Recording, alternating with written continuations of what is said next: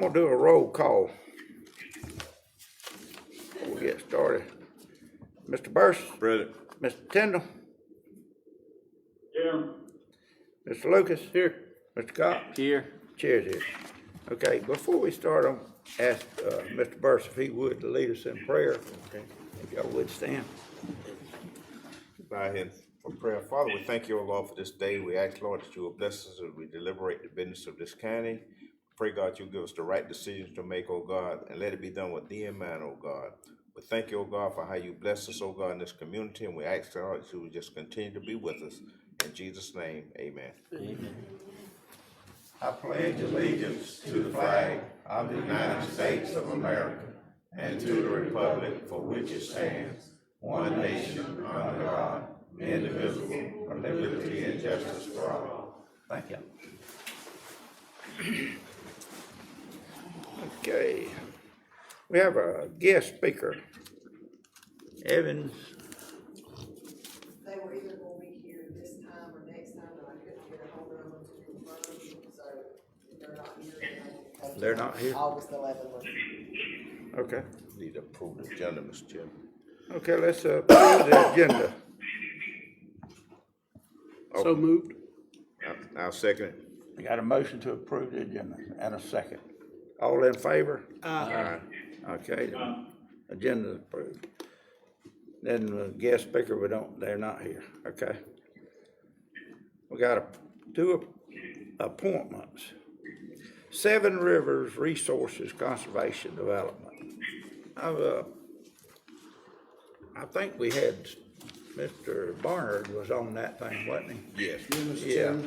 Chairman, former Commissioner Steve Barner was on that commission, and he hasn't attended, so they're asking for the commission to replace, him, and the meetings are, quarterly, the fourth Tuesday of every month, April, August, and November, at 10:30 a.m. in Alma at the extension office in Alma.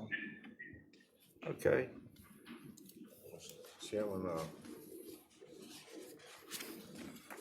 if I may, Mr. Chairman. yeah, go ahead. Mr. Yeah, Burris. I'd like to offer a motion that we appoint Mr. Barry Cox, since he represents that district Steve was in, and if he will, accept it, but I'll just like to offer a motion that we appoint Mr. Barry Cox to the Seven Rivers Resource Conservation and Development Area, Inc.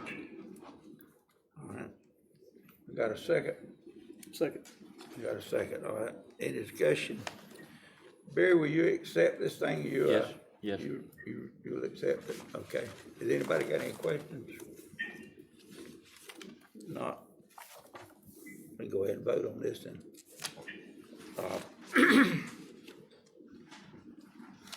Let's go ahead and vote on it. Mr. Burris? Aye.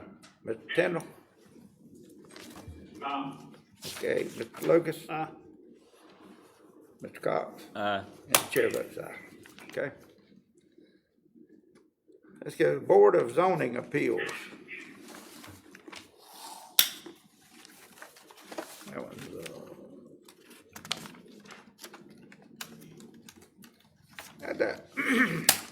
we need to appoint 1 through 7, is what it says.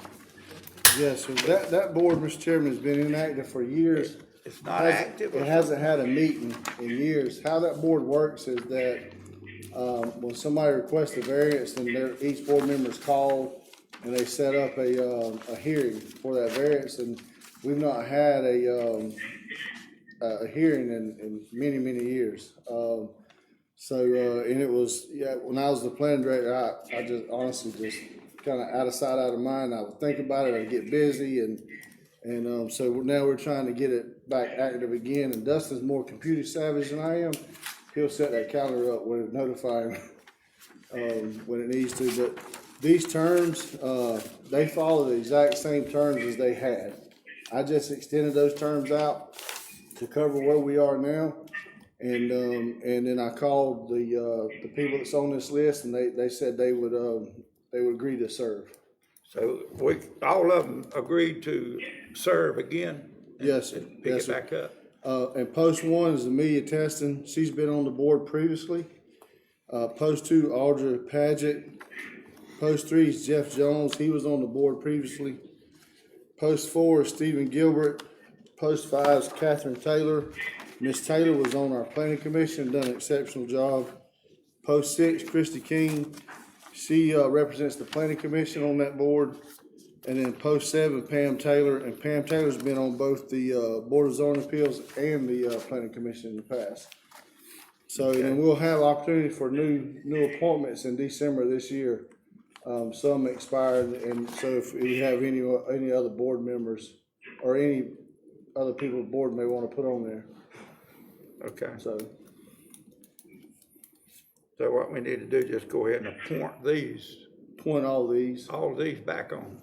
Yes, sir. And their terms will work as, And I'll say this, post 1 and post 2 will expire 12/31 and 25. okay, Post 3, 4, and 5 will expire December 31st of 2027. And 27. post 6 and 7 will expire December 31st of 26. And this was an odd board. Everything in the planning commission does June 30th, and this one does December 31st. okay. So,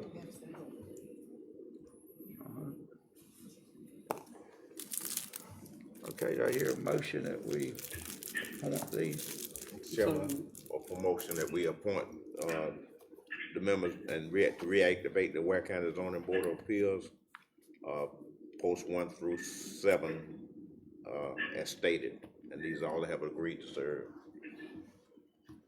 They've all agreed to accept their positions. Yes. Okay. All right, I got a motion. Do I have a second? Second. Got a second. Now, is there any discussion? Mr. Chairman, I guess, Mr. Manager, I guess this would be fair to say this would kind of serve as like a layer between the commission and whenever zoning issues come up. It will go to them from the planning commission, or how that work? no, sir, they have, basically, the Board of Zoning Appeals has basically the same power as commission when it comes to hearing variances and so forth. Their decision is final unless somebody doesn't agree with their decision, then they can appeal. But the Board of Zoning Appeals, they hear variances. Say you got a pie-shaped lot, irregular shaped lot, and you can't meet your setback because of the lot layout, then you apply for a variance through the Board of Zoning Appeals to say, a 10-foot setback's required and you need a 2-foot variance because you can only get 8. Right. You apply for them, and then the other thing that they hear are hardships. Say your parents are getting elderly, they need 24-hour care, but you don't want to take away their independence. Then they can locate a home on your lot behind your house, and that way they still can live by themselves, and you can watch them. So, and still give their care. Those hardships, they're good for 2 years, and every 2 years they have to be checked on, and if the a condition expires or doesn't exist anymore, then they have to move the mobile home out or whatever. Okay, so they would, and their decision is final. Yes, sir. Unless somebody doesn't agree with it, then they can appeal, and I believe they appeal to the commission. They can. Okay. Yes, sir. So then commission can override Okay. the Board of Zoning Appeals. Okay, I think that'd be good. Yeah, we've never had one to that I'm aware of been appealed. That was for setback. So. Yeah, and I know that, like I said, I served as chair there when the city, on the zoning board of appeals over there. Like I said, it does get more kind of close and personal, to find out exactly what the situation are. So I think. And I think I'm gonna suggest to Mr. Minchus that they just have at least a quarterly meeting, so that they keep fresh on what's going on. Okay, that's all, Mr. Chairman, I have. Okay, any more? Yes. All right, let's vote to appoint these. Mr. Burson? Aye. Mr. Tindall? Mr. Lucas? Aye. Mr. Cox? Aye. And the chair votes aye. Okay.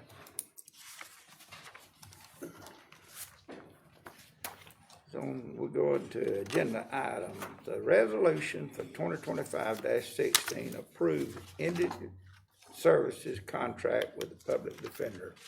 Now we just have to renew that every 6 months, ain't it? Or every year? Their budget year is on a different budget year than ours. So Okay. we have to, approve their second half of their budget year during our first half of our budget year. They Right. run a calendar year.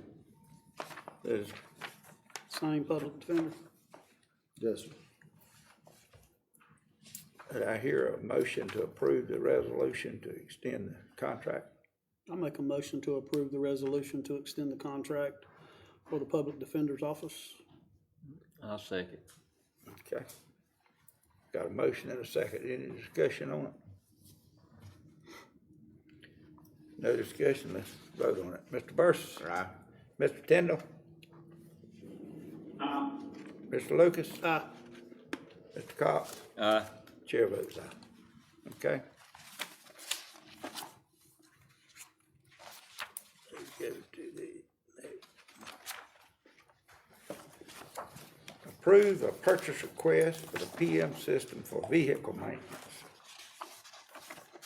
Mr. Chairman, I'm gonna ask, if it's okay with the board, to ask if I can ask Mr. Carrion to come up and explain this Yeah, request, Carrion. if he's still here.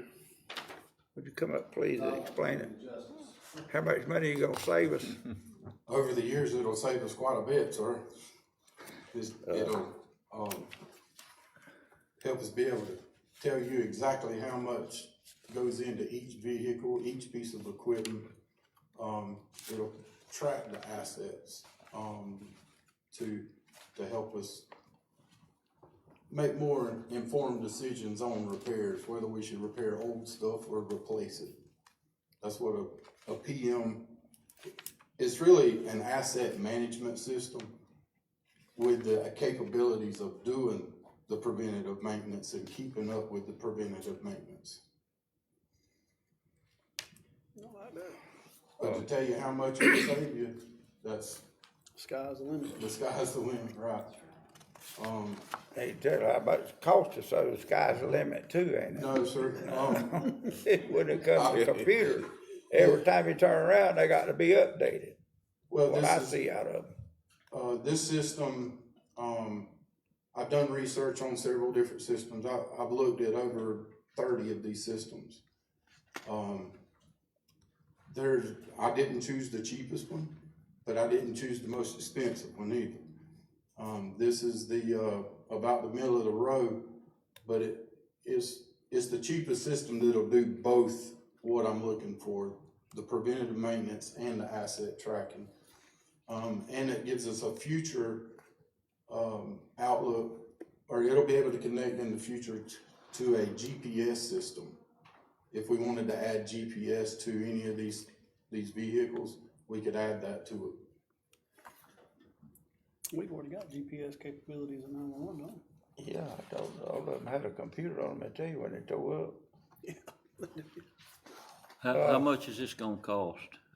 The first year, we have to pay it's like a $22,000 startup where they come in and they train us and they, help us implement the system. They'll train each person that needs to be involved with it. They also, will come in and help us update all of the information and put that information in there.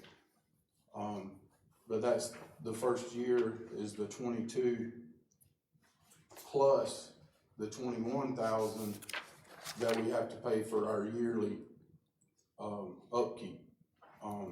That's renting the space on the cloud mainly is what that is, to keep up with the information. So it'll be 21,000 every year. But it will be 21,000 every year, yes, sir.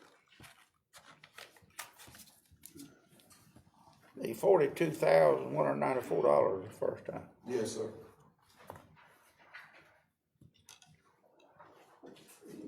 Mr. Chairman, Yes, sir. can you hear me? Yes, sir. Go ahead, Jim.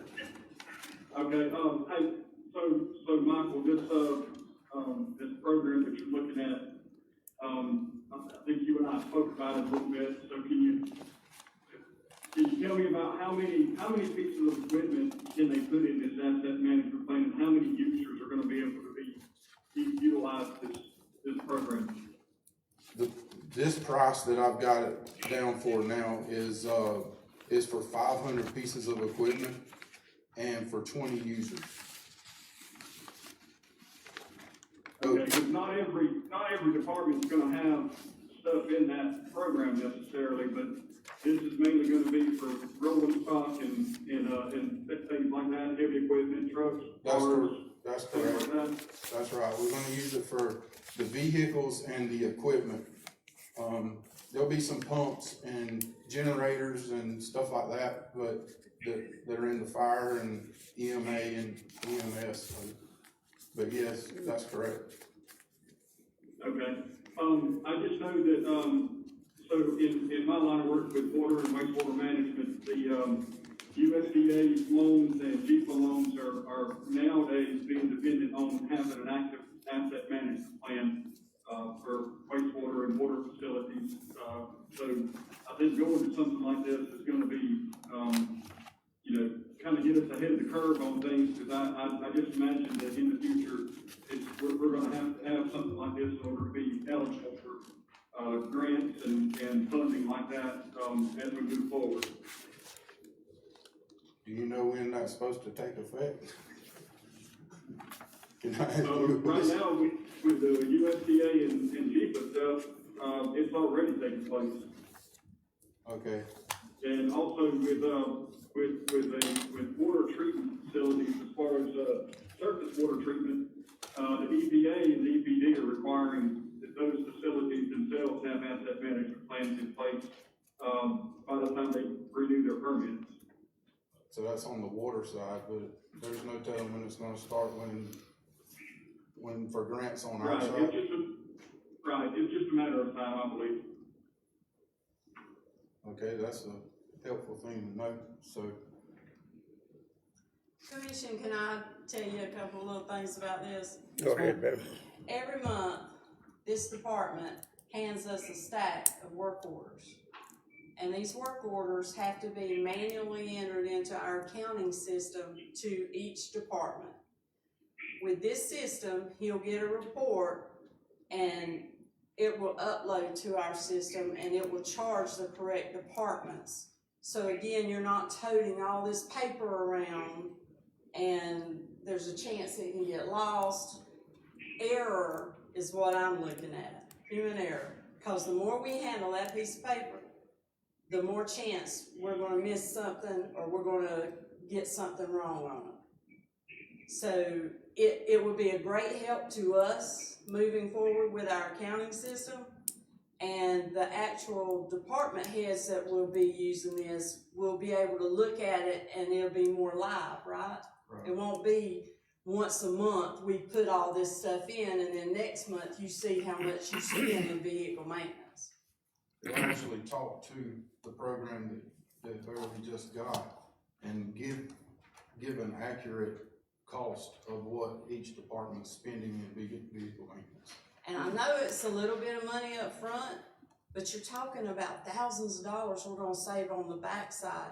If he can keep up with some of this preventative maintenance before something serious happens, then you've avoided some serious money problems. So I think it'll be good for the county overall, and it will actually help us in accounting as well. Mr. Chairman.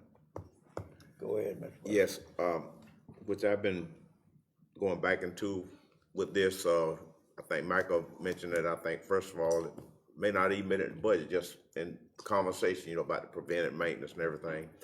But since that time, we've gotten into the weeds of it, and I was on the phone with him, I know 3 or 4 times today, asking different questions or whatever to try to make the best and informed decision about this. And one of the questions the last question I posed to him was, how is this gonna really benefit the county? That's the bottom line, all this stuff. Yeah. And when he explained the different things, just like Beverly did, and I also even talked with our former manager at the garage out there, and, you know, we had some conversation about it. I went a step further, I called Appleton County. Appleton County has this similar system. It may not have all the whistles and the bell, but it's pretty much the same thing, and they love it over there. They're talking about how much it helps them out. And when I say it makes his job maybe easier, I don't mean easier like he doesn't have any work to do. It just makes what he's doing easier to manage. And I've always been a proponent of any department, whenever they come to us with things that will help enhance their operations or make their operation operate more efficiently, I think that's something that we need to look at. And we live in a time now where a lot of things are just changing, and you can do things the old way, but you know, when it's a better way to do it, I think we need to try to look at that. So I think right now, based on what the information I've extrapolated from different people and like say Appleton County, that if it's something that we can stomach right now, that we can manage as far as budget part of it, that we need to at least try to give it a try, you know, and hopefully Michael, we're gonna have bullseye on you now to make sure all this stuff you were saying, you know, that come to fruition. So, Well, going back to what Mr. Tindall said a while ago with this, depending on when they start making us keep up with an asset management system for those grants, this thing's gonna take months, if not years, to put together and have a complete history of what everything that we have right now. The history is in what Mr. Cox put together in all of those files. We're gonna have to go back in and grab all that information and update it into this so we can have a more accurate cost of each vehicle that we have now or each piece of equipment. So it's gonna take time to do this. It's just not gonna happen overnight. okay. But we need to start it now in order to be ready for those grants and that Mr. Tindall was talking about. One question I have too is, okay, and I think I posed this to you about this company right now, what is AMCS? Yes, sir. Okay, is this something, and maybe the attorney can answer this, is this something that we need to bid out? Rather than just, you know, picking, I'm not saying anything, you know, negative about them, I'm just saying when we start talking about getting something like this, do we need to have RFPs out or whatever? So, as you know, as far as state law, all we were required to bid is public work projects over $250,000, road projects over $250,000, and then, you know, there's a certain other things when you're doing CDBG and some special funds. But as far as generally, you know, we're not required by state law. Now, locally, you know, your policy, your purchasing policy can guide us as to how and when we require sealed bids, and then also when we would just get quotes. My understanding is maybe he did get some quotes in this case, or was this the only one?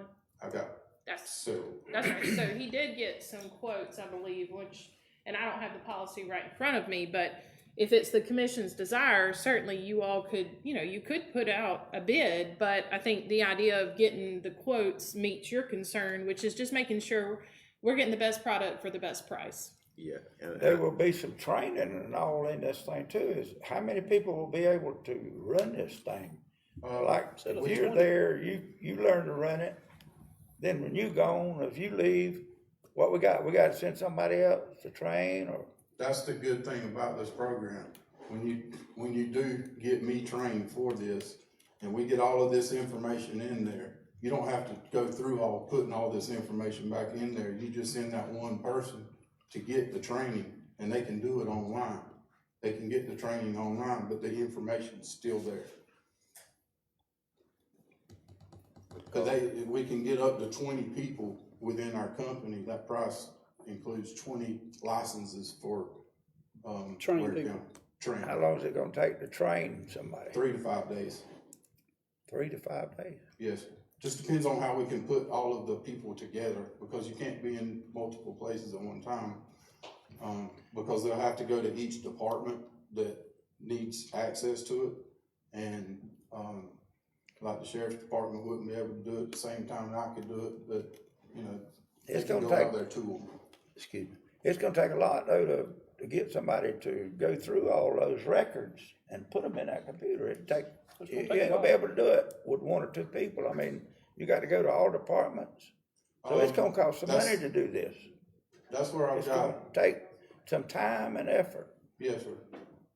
That's where I've got all of the, files that Mr. Cox has had in the past for all of the, pieces of equipment that I can go through and pull that information. But what the plan is to go through and add them up, not just say, we changed the starter on this truck and list everything out, but we're gonna grab a price and maybe start at 2018. Put all of a total price from 2018 up to currently. And then from today on, we would have each individual service, each individual repair that was done. And I think, Mr. Chairman, in his conversation, the training, they send these people down initially to train here. We don't have to send them back off, they're supposed to come here, I believe That's it is, correct. for 4 or 5 days or whatever. And, you know, I was thinking just like, right now you coming in, what, 20, you got hired, what, about a year ago, 2 years ago? It's just 7 months ago. 7 months ago, okay. Mr. Cox, when he was there, I'm pretty sure it was changes that he made that maybe his predecessor, the way they were operating back then, when he come in and said, okay, well, you know, so it's kind of like everything else. Everything moving and progresses, and you know, you have to just pretty much kind of get what's going on at that time. Right. I feel that we're a bridge. The information that was held in the past, we translate that information into what we need for the future. Right. You know, it's becoming a digital age where if you want an audit report, you can go in there and hit a button and pull all that information instead of having to go dig through files for hours on end to pull all that information for us, one department. Right. So, I mean, you got 150 vehicles over at the sheriff's department, and you want to do an audit on all of those vehicles, find out what you've spent. We got to go dig through all those files and add all of that up. Where if we had it in this system, we could basically hit a button, turn it on, and it would give us the report within minutes. Yeah, and I think that's going back to what Ms. Beverly was saying about, Yeah. and you got that, all this paper, and you always got that chance of something getting lost. Correct. You know, some of that nature. So, and you know, if the world is still standing 25, 30 years from now, what we're doing now might be kind of antiquated. So, oh man, we don't do that no more. We do this right here now. That's right. You know, when they flying around in them cars in the sky and all that kind of stuff, you know, so. And I know it costs us, you know, and, but we're gonna have QR codes on each one of these vehicles, so, if part of the administration was to have access to this system, they could walk up to the system or to that QR code and take a picture of it, and it'll download all of the information for that particular vehicle. So they don't have to go and find a computer. You could actually do it from your phone and be able to tell if that truck needs service right now or if it's 100 miles away. So we're trying to bring it into the future, but you know, it's going to take small steps to make it happen. Mr. Chairman, I would point out the annual subscription or whatever you wanna call it, per year comes down to $17.50 per month. And like he was, is the GPS included in this No. as well? It's not, okay. Cause I would say if that was, I was speaking with, I've been at some classes here recently and spoken with someone, and they had an employee who got sick on the job, and they were out on the road. I don't know if they were like an engineer inspection or what they were doing. They were in a vehicle and they were able to find them because they had a program that did track, and they were able to get to that employee and get them help, and so that they were okay. That I mean, there's GPS all locator? kinds of positives to it. And that's, GPS locator's a good thing. Yeah. and that's something to add, that we can add to this program in the near future. We have to do it in phases. There's no sense in jumping all in at one time, because you would expect way too much out of me tomorrow.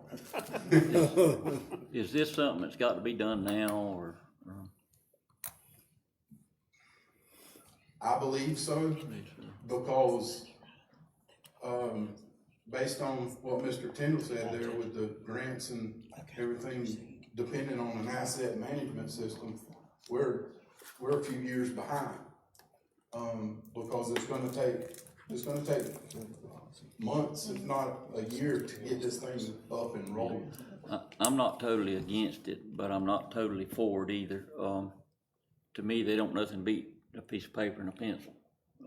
Well, I've been there and done that, but, I know technology moves along, but I would really like to look into it more, you know, and just find out before we do this for the money reason. And, I agree. you know, just kinda get an idea on what we can do later on, you know, for one thing, and the next thing is I'd like to make sure we got the FEMA money back before we do anything expensive. Have we got any headway on that? We received Little bit. $400,000 back, but we haven't received anything else, and I'm not sure. Jonathan can maybe give an update. Nothing. Nothing. So I know that, Buddy Carter's office requested the amount that we are, asking for. And also James Burchett's office requested it. They're trying to push and see if they can't help us. Yeah. Like Michael, I is there a lot of other counties you know of that does have this type of system? Around here, there's about 3 that I got hold of that was using a similar system. They just didn't use the preventative maintenance side of it. They used the asset tracking or the asset management side to keep up with, unit numbers. And, cause once you get over 100, 200 units, trying to keep up with all of that stuff it gets difficult. And keeping up with trying to, for every department to know what a unit number is, what their unit numbers are, and then having vehicle maintenance be on the same page, you got to link those two together somehow. And, it's been done on paper for quite a few years, and I mean, they've made it work, but I know it's been difficult for them to keep up with the unit numbers. But, Appleton County was one of them that I talked to. I'll give Mr. Burris the information on that. There was a big city up in Pennsylvania that I talked to, said they would never go back after using a particular system like ours, because it just helps manage it. All of the information that you gather on a daily basis on each individual piece of equipment goes in there and it's stored. It's not coming out. And if they needed a report, they can print it right now, showing years of information. So, Do you have any safety glitches on it where, like, if you put information in and it stops somebody from going in there and taking that information out? you have to have access to it. You have to have credentials to be able to get into their website to even access it. So We're just not gonna hand them things out? they shouldn't have any problems with that. Okay. And you can go online and look for this company, and it's hard to find them. So, I mean, it took me some time to find them. And, their stuff's so proprietary that they don't allow us to have a sample of it because they don't want people to Copy it. copy it. Yep. And well, to be able to penetrate the security. Right. That makes sense. I like that. Might be running from their creditors too. Might be. I would like to add that Carlos and I sat in on several of his demonstrations, and you know, the only reason I was there was the bottom line. And there was some outrageous ones out there that there was no way we were ever going to get even close to doing anything with them. And he kept on till he found this one. So he's done his homework. So in your opinion, it's a win-win, Ms. Bell? I think it is. Okay. And the first year, the initial setup, that's gonna be coming from the SPOS account. And then we did budget for the first year's subscription in this year's budget. And my department will be taking the full blunt of the Initial budget? of the yearly, 21. 21,000 every year. Well, why not share it? I'd like to. And we can talk about that later. Okay. But this'll be an annual payment over there on that implementation fees. That's gonna be The implementation is It's- not the annual payment. is that what is that for? The implementation is where they come and train us They gonna and they train help us y'all? put the information into the system. And that's just a one term, One time. one fee. time. That's for the $20,000 and then the other Yes. 20. Yeah, so the first year be for the training and also 20. for the first year 42, service, I guess. 43,000. Right. And then after Yeah, that, That it'll be makes the 21. 43,000. But one engine on a truck costs you about $25,000 to $30,000 on a diesel. 2 days. If we can save that one engine, we've saved you enough to Pay for it. pay for the system. That's just like we were talking earlier, you know. That's right, on the Spent that tractor. $5,000 and it's a $60,000 piece of equipment, $5,000, and everybody else was saying trash it, throw it away. Right.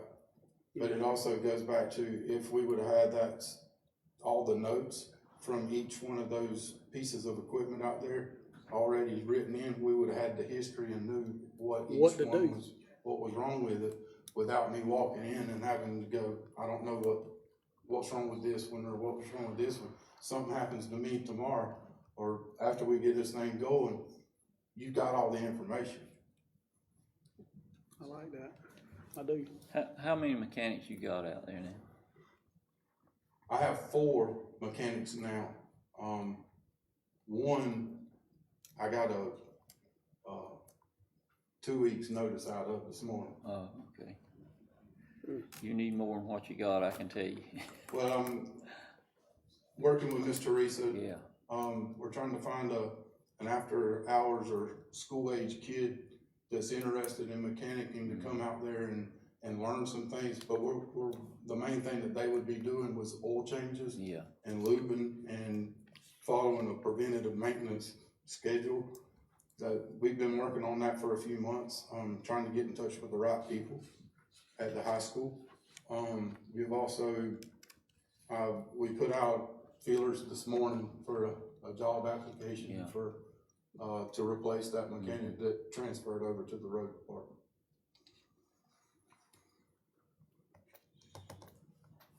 And I think to, Beverly, what was the last meeting, a couple of meetings ago, when we approved something for your department, it would help make things a little bit more efficient. And there, it was something dealing about the computer stuff. And, Yeah, what was that?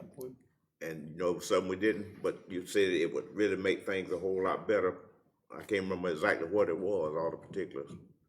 Well, I can't remember what you're talking about, but. Your updates on the ADG, where It was you, planning Oh, code yeah, the software, and ADG. it was planning code software for permits and business license, and it was a requisition module for ADG. Which would help make everything more efficient, Yeah. which is Well, you basically can like what he's see trying to do right When you now. do a requisition, you can see So much like what's in the count Right. before you do it. And by having the information go ahead and hit the account, if they worked on something today, and they put those charges in today, and it's gonna update my system tonight, then that department head can see those charges the next day. I don't know enough about this thing really for me to agree or disagree.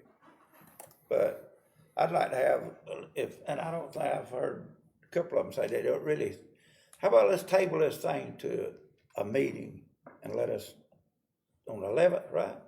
Bring it back and let us find out some. If you give us some counties that we could talk to, somebody that, give us a name of some counties near us that have this system or something, that maybe we could talk to.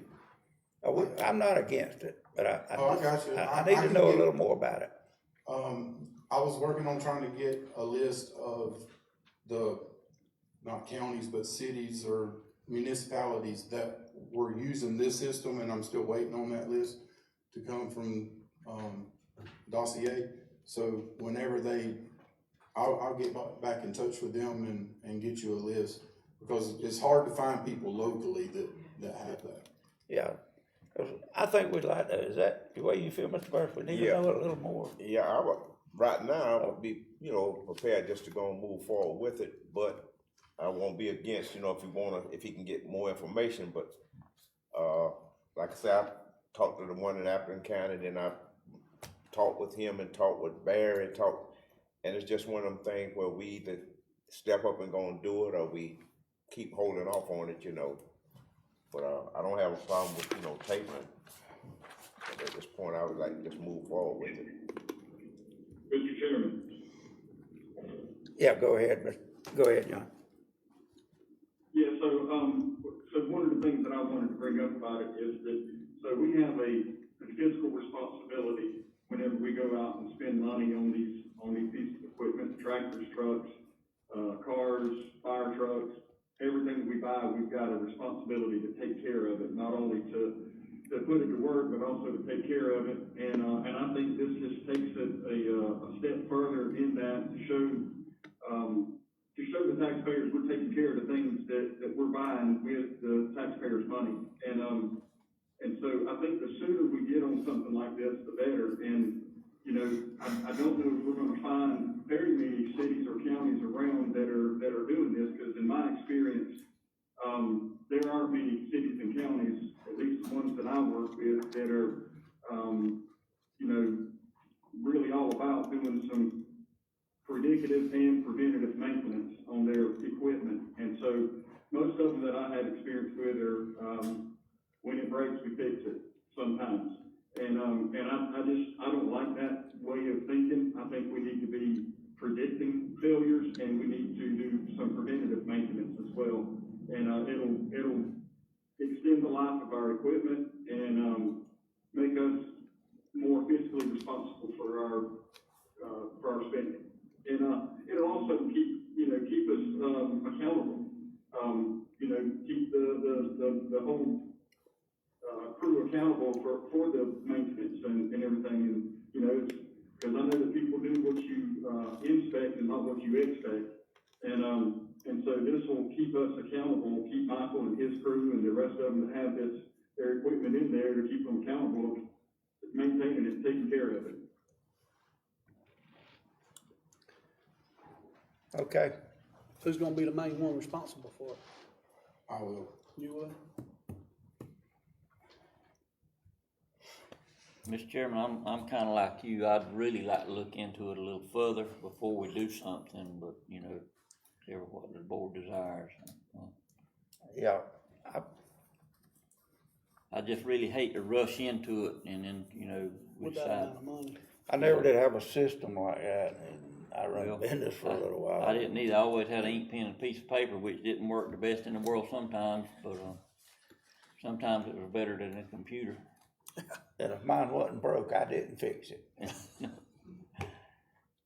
So they always told me, if it ain't broke, don't fix it. Preventive maintenance means take it off and put a new one on, and I never was for that too much, because that was always a lot of expense to me. Well, When I see things that goes bad, I'll tear it down and fix it. We wanna catch some of these repairs. If you got an ambulance, that's a big topic right now, is ambulances, and sometimes these ambulances go out on calls, and we have to go to those ambulances while they're holding a patient. We don't need that. That's what we're trying to get away from, is changing these alternators, changing these belts, being able to know, that ambulance is gonna be able to go to that household and come back and take them to the hospital, wherever they need to go, without breaking down. And, I've been to several ambulances in the past few weeks. I've been to fire trucks, I've been to sheriff vehicles. But, I wanna be able to take care of these things before they become a problem. Yeah. And, I was thinking, when you buy a vehicle, especially like a new vehicle, and that manual, they have certain intervals for certain things. That's right. Now, you can go past it, and That's- you may get yeah. by. That's what we're looking to. But if you most times it's okay to water hose, say, well, maybe at this point you need to change the up in the lower water hose. Now, you may go and, may have a good one on there, it might go a year or two later, but when it goes out, say, well, maybe I should have changed that thing, back then, The belts, same way. Alternators, water pumps, just little things that are. Yeah, there's certain things you can change out. Yeah, but, I Routine maintenance. Green, like Mr. Cox, I understand his position, also Commissioner Tindall, that, hey, it's one of them things where we stewards of the taxpayers' money, we try to have this responsibility to try to make sure we're looking out for the best interest, not only for our employees, but for this county and the citizens as well, and with the purse strings. And if this is something that's gonna help facilitate that, I think that we maybe need to go and do it. But like I say, I'm like Mr. Cox, whatever the board decide, but my position right now is to try to move on with it. What you think, Chair? All right, We'll move on with it. y'all, well, let's hear a motion to go forward with it, move it. I have a motion. Mr. Chairman, I'd like to offer a motion that we proceed with this preventive maintenance system for vehicles for the Public Works garage, and in the amount of $42,194. Okay, I hear a second. Second. Got a second, got a motion and a second. We got any discussion? Before we vote. All right, let's vote on it. Mr. Burson? Aye. Mr. Tindall? Uh, Mr. Lucas? No. Mr. Cox? No. And the chair gonna vote no. Okay.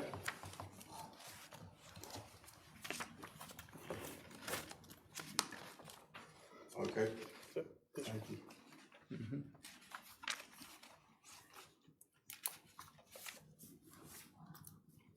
Okay, approve the purchase request for EMA storage building.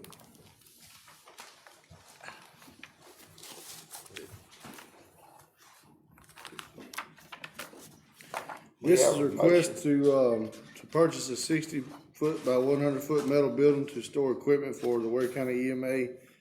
And, the building will be located behind the EOC building. And the director has received 3 quotes. One's two-way metal structures in the amount of $150,263.95, which includes the concrete. Bluestone garages in the amount of $165,140.70, includes the concrete. 3, Allen's factory outlet in the amount of $97,230.35, does not include any concrete. And also it's a less R value installation. The other two quotes includes installation, and then the first quote also includes spray foam installation. Okay, So it appears that the best quote will be from two-way metal structures. Are they local? They are. We didn't do the electrical, we're waiting on one more quote for the electrical, so we'll bring that back once we get another quote Okay, on electrical. okay, so what, we got 2 quotes already on the electrical? We got 2 quotes on electrical, waiting on another one to turn his in. How much electrical is that building gonna need? It's just some lights and some switches, but there's some moving of a pole, and then you got to bore under some concrete, a sidewalk or something. So, and run it across the from the back of the other building over, I think. so if we approve this, we're gonna be less electrical, we're gonna have to come back. We'll come back next week, or as soon as we get the quotes back, and next month then we'll add come that back for to it. electrical. Yeah, I'd like to see just a total. I'd like to see just a total. That's my whole. Yeah. a The total, man. what's the total? That's what I wanna look at, is what's the total? What's the, how much is the quote on the electrical that you already have? Do you have one? What? Or I you don't wanna say it out loud Well, that's because what I'm we about got to say. somebody there waiting to Yeah, do we don't another want, quote. Yeah, we already got two and we, And you don't wanna use, you wanna wait for another? We just, we wanted to move forward because your electrical, I mean, you can come back with a quote and your building's not gonna be ready for the electrical for some time. So we wanted to go ahead and do the building and get it behind us so we can get it ordered, cause you gotta wait for the building to come in. You gotta wait for somebody to come do concrete, and then we'll come back at next month's meeting and do the electrical. So it's not that it's gonna happen tomorrow. Yeah. right. Cause there's a down payment that you do for these buildings. When these guys give you a price for a building, they're holding that price for you. So if steel goes up tomorrow, they're holding that they're price. holding that price for us. But, if we wait too long, they're not gonna hold that price for us. Same thing though, but if steel goes down tomorrow, we Right, still pay that. that's right. So You know.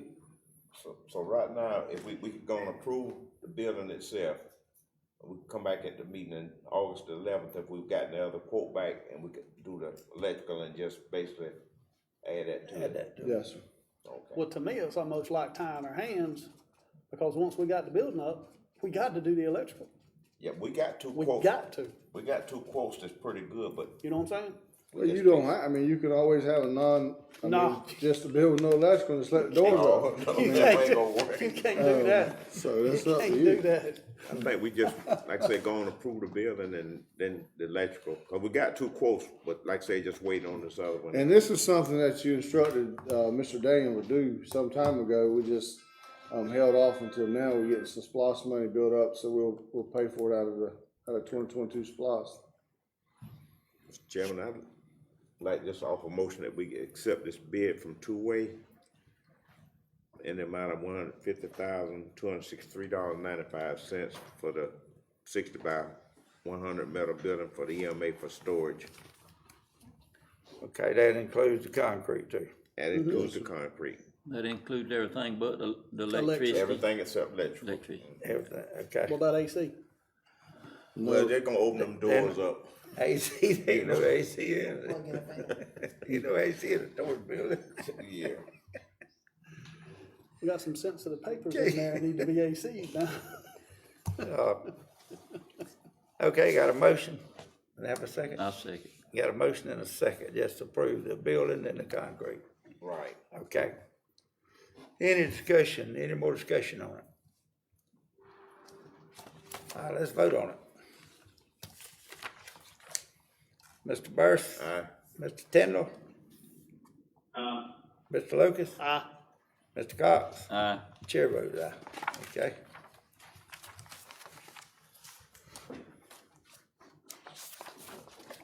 A title research, appraisal, and purchase right-of-way for Albany Avenue grade separation. That's for the overpass now. What we think, if I understand this right, we, want to let the, manager go ahead and move forward with getting this property out. The engineers already told us what we got to have, and, let him go and be purchasing that property. So what we'll do, Mr. Chairman, if it's okay with the commission, give us authority, it authorize us, myself, and the county attorneys to do the, title research on the properties. And then we'll have to update the appraisals, maybe. We have some appraisals.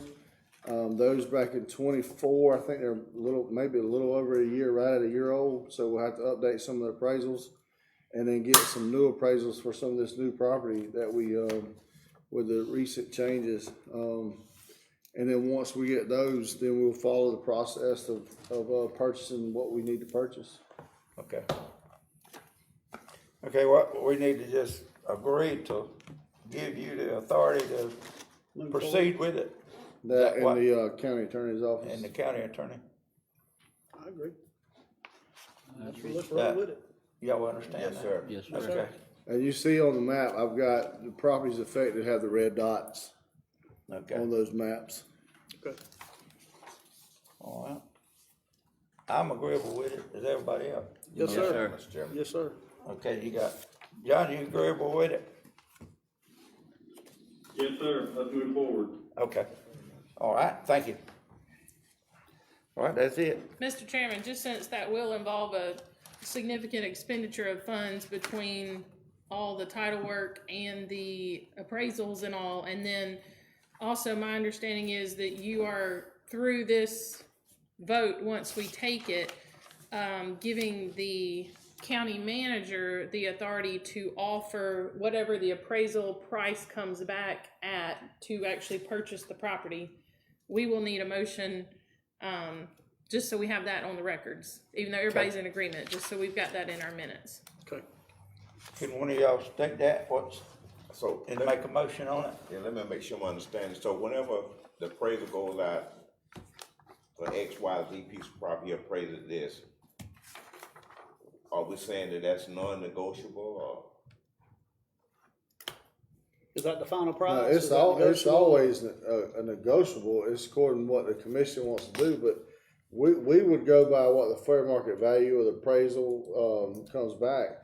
And then if agreement can't be made, then you would file the condemnation, or they would file the condemnations in the courts and take the property, and then we would buy it. Which I would hope we wouldn't have to resort to eminent domain, you know, Right. to No, get well, the yeah. property. But what I'm saying is, I know a lot of times they have, so okay, if you can't agree to this price, then that person on their own, they could get their own appraisal. And then you try to come and, you know, have a meeting of the minds, yeah, you know. So that's what I'm saying, so, but what I understood the attorney said, once the appraisal comes in, then you have that authority to go basically pay whatever that appraisal comes in. We just offer it for them, offer them the appraisal price. Negotiations, I think, will have to be done through. Mediation. Every county handles this differently, and you understand why is because some counties only want to offer what the appraisal comes back at, and if the taxpayer, landowner does not want to accept that, they then file a condemnation. The rationale being, if some accept the appraisal amounts, whereas others hold out and they hold up the project, are we going to reward them with a higher amount? Now, sometimes, and this is very often the case I've found in my experience, is there may be something that's missed on the appraisal. They'll see, well, you haven't included this shop back here, or you haven't included this fence, or there could be some reason where you're not actually going outside of the appraisal. It's just maybe, once you address that issue with the appraiser, sometimes they'll say, oh yeah, that wasn't included, it should have been included. So that is part of the negotiation process. So as a board, I think what I said was accurate as far as today, you're giving the county manager authority to get the title work, to get the appraisal done, and then to make what we'll call an initial offer based on the appraisal, or a final offer, if you will, depending on how this commission particularly deals with it. But he would have the authority to purchase that property for the appraised amount. Then you all, if they don't accept at the appraised amount, it will come back before this board at that time, and you all can determine how you wish to, some counties have a certain percentage that they choose to deal with.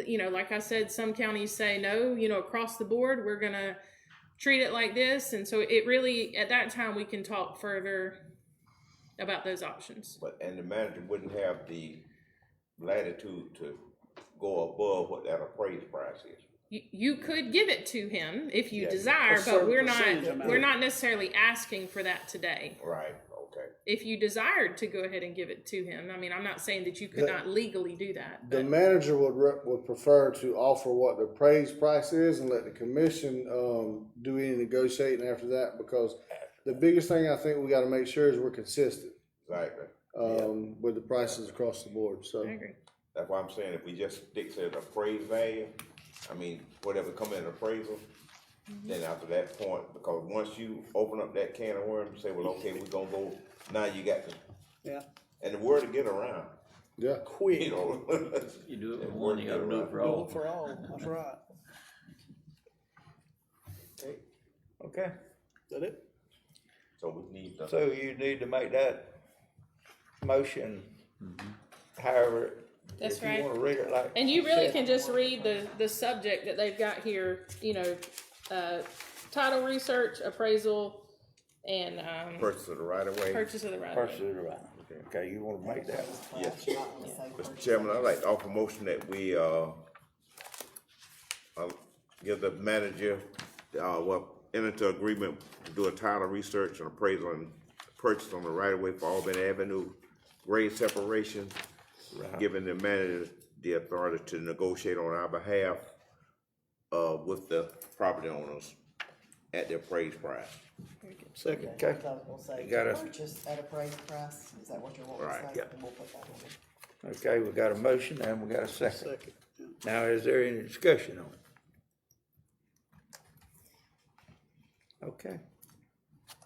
Let's vote on it. Mr. Burson? Aye. Mr. Tindall? Mr. Lucas? Aye. Mr. Cox? Aye. And chair votes aye. Okay.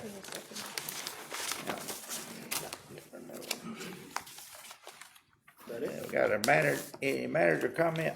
Yes, sir. Under, I put on your, table a big spreadsheet that, and I need to, I need a list of roads that we can add to the 2026 LMIG. We have a surplus of about $539,000, of LMIG funds in 2026, and we need to, come up with a road list that we can go ahead and apply for this LMIG. Because sooner we can apply for it, we can get the money from DOT, we can put that money in the bank, and that money can be drawn interest until we get to the point of, doing these roads. Mr. Manager, if I may. Go ahead. Mr. Chairman, if I may. Okay, on the LMIG and that, cause we got so many different things Funding we have to sources. deal with. Okay, can the LMIG be used for resurfacing or does it have to be paving? Yeah. LMIG can be used for resurfacing or paving. Okay, next question. And does it have to be in the unincorporated area? It doesn't, it's whatever the, commission, desires. I know that I have a list of my own, that I like. Well, one road in particular is East Waring. As you approach Dorothy Street, it's holding about 6-8 inches of water on that where the sewer was put in.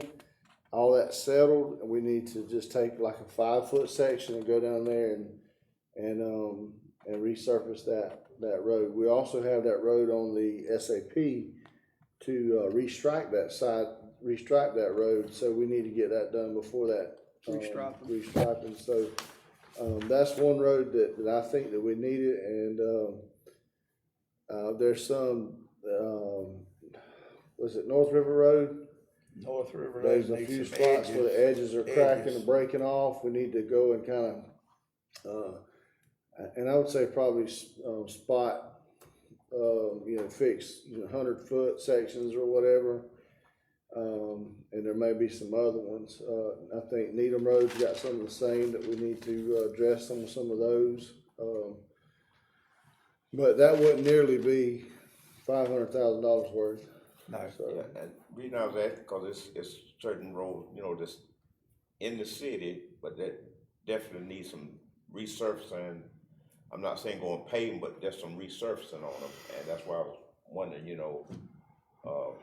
can that money be used for resurfacing? you can, generally speaking, a lot of times you use your LMIG money for resurfacing because it's only a small pot, and I say a small pot, it's compared to what SPLOST is or whatever, but it's $1 million, $1.2 million per LMIG.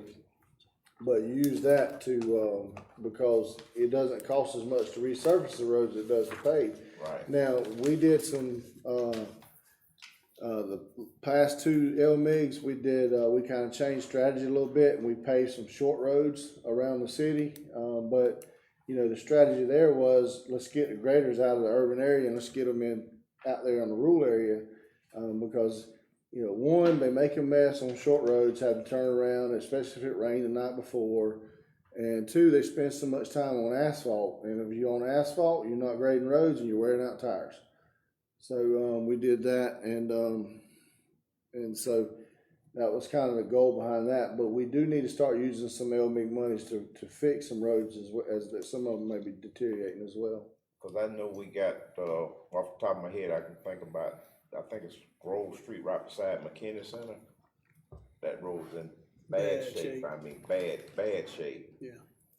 MLK, bad shape.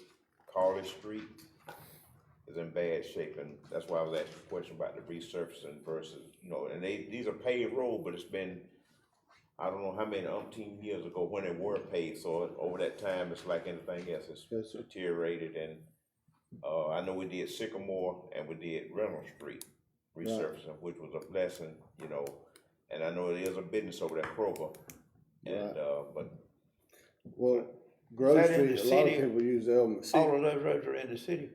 Yeah, they're in the city, I know a lot of people use McKinney Center, you know, city and county. Oh, yeah.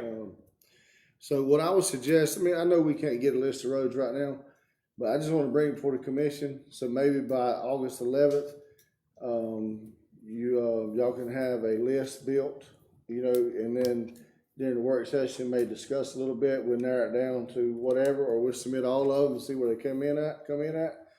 But I would rather go ahead and apply for this LMIG, because all we have to count for with DOT is the LMIG amount and a 10% match. So all that interest we can use on other projects if we can draw interest. So. Now, on the striping, you mentioned Darther Street, we have that on the list, right? We have it going from Waycona all the way to Tebow. Okay. These roads needs to be short roads, James, or? No, they don't. They don't have to be short roads. Be anything. They can be whatever Whichever one you want. you want. So, I mean, I'm not out in the rural county as much, you know, but I'm right here in the urban area, and I just see like the ones that I seen is that East Waring, it's rough, and then there's some on Needham, and I'm over there because parents live over there or did, but and then North River Road, I noticed it when we went out and looked at some striping projects. I noticed that, and then you know Bland's breaking off on the edges. I think Ash Drive, it's sinking in some spots. It just needs overlaying. ABC. So there's several, but y'all just need to come up with a list and we'll move forward. That little short road off of Pebble Hill Road, what's the name of it? Tamara, it needs it too, cause it's got some it's stump holes or It's something got that's stump settled holes out. falling in on it, so I wanna get it on that So, list. yeah, it needs it. Circle too. Torrey Circle's a bad one. Falling in, crater. Okay. Torrey Circles has been designed. Oh, has We, it? we're about to send the notice of award to the contractors, and then Yeah. the county attorney's reviewing the contract, and as soon as we get the contract, we'll have it for approval on the 11th meeting. Good deal. Yep, it's in there. So, I was already in there on the paving list. Good. so that was part of that short street. Okay. Cause it's short. Just a Okay, mess. you have any more? I think that's all I have. All right, do we have any commission comment? Mr. Chairman, I'd just like to say I rode over some of the roads that has been paved and striping, and they really look good, the ones that I've been on. Bennett subdivision, Astoria Road, Ride good too, don't they ride a lot better, and the people are happy too. Good. It's all about helping the citizens, cause they're the ones, it's their money. Helping the taxpayers. It's their money. I'm just glad to see Commissioner Lucas back with us. We took a hiatus on us, you know, but he's back now. I appreciate you. Back in the seat, and, also, Mr. Chairman, we got our election supervisor here, and I don't know if he may wanna share anything, or nothing. You got nothing interesting to talk to us about? Okay. Okay, Danny Barnett, he's back. He took a Mr. hiatus also. Mr. Danny, Yeah. Danny's back, Timmy's back. Timmy's back. Yeah, yeah. We full circle again. Appreciate you being here, Ms. Vaughn. Thank you, ma'am. That's all I have. That's it. Mr. Tindall has disconnected us. Oh, has he? He just sent me a message, he had to go. Yeah, we ain't gonna miss it. I'd like to make one statement, and I don't know what, but I have some people that seem to be worried about me with Thrift Brothers. And I know they're my two sons, but I don't have any connection with that business anymore. Or never have had nothing with Thrift Brothers. I've never had anything to do with it. I owned the Elmer Thrift Construction Company, Inc. for about 40 years. But I do not have anything to do with Elmer Thrift Construction Company. And anybody that wants to protest it or go to it, they can find out for their own. You know, it's open record. And I'm not mad with anybody or anything, but if they don't understand it, then maybe they need to look into it and stop these accusations, because I don't see any problem. But it's okay, you know, to feel that way, but I really don't have anything to do with Thrift Brothers Construction Company, and I'd like for the public to know that. They are my sons, or their mama said I was. I'll leave it at that, you know, and You plan on going home tonight? No, they say yours, they look like. He's making sure that supper plate's waiting on him when he gets there. So I'd like to, you know, if anybody has any questions, they can ask me. Punishment. I don't care, and I don't care where they go to the record and look at whatever they want to. No, I don't have anything to do with Thrift Brothers Construction Company. Well, we were questioning that, so I'm glad. Well, I Mr. just wanted to let Chairman, I'm glad you let brought it public up. I mean, you broached the subject about it, and you stated and you signed affidavits also stating that you don't have anything, any tie with Thrift Brother Construction Company. And like I say, I know it have been requests made, and that's one of the things that we were very cautious about whenever we decide to allow, you know, Thrift Brothers to bid on it. And I would say this right here, they do good work. Very good. Yeah, they do good work, but we also want to make sure that we keeping ourselves covered, and we don't want the citizens to have any, you know, reservation or apprehension about what we're doing. So I'm glad you said that publicly, that you don't have anything to do with Thrift Brother Construction Company, don't have any interest in that company. And, you know, so I think that's good that you said that, I do too, because there have been requests made, you know, Yeah. and definitely. that's, by law, people have that right. If they- I've heard it. A guy called me the other night and told me about it. Told me something was said, and I said, well, I'll probably say something directly. Well, I think that's. You know, and I understand the public. They, but to know anything, you know, Do the the research. record's open. They can go check on it all they want to. That's right. Well, I think I've ever signed everything, and at one time I was sit on a bond, but that's all gone.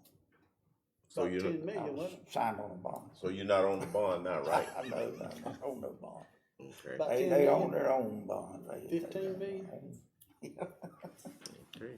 10. Okay, so it's out there. So, Well, I do appreciate that, Chairman, and I appreciate you being forthcoming with it. And we all know and definitely don't question you. Yeah. And we don't question your judgment nor your kids, so we know it stays on the up and up.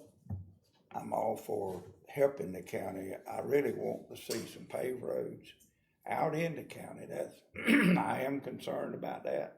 I do push for county roads to be paved as much as I can, because I was born and raised out in the woods, and I know it's old cars and all, it's hard to get back to the town. A lot of people live around close to paved roads. They don't put up with it every day, but you drive 5 or 6 miles a day down a dirt road, when it gets wet, it's rough. Yes, And, it is. I try to push, and everybody in my area wants them out Dixie Union, Tailmore, Manor, Millwood.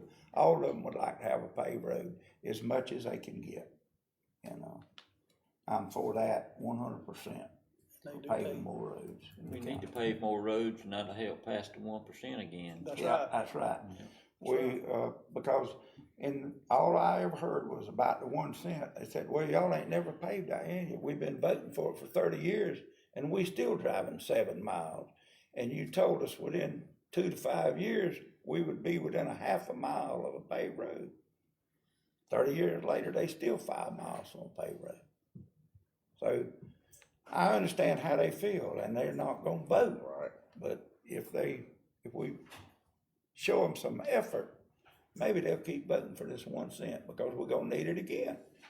We're always gonna need this 1 cent voted in. And if we'll give it back to the public, they will in turn help us. That's all I got. Anybody else? So, you're good. Okay, I hear a motion to adjourn. So moved. Second. A motion and a second. All in favor? Aye. Meeting adjourned.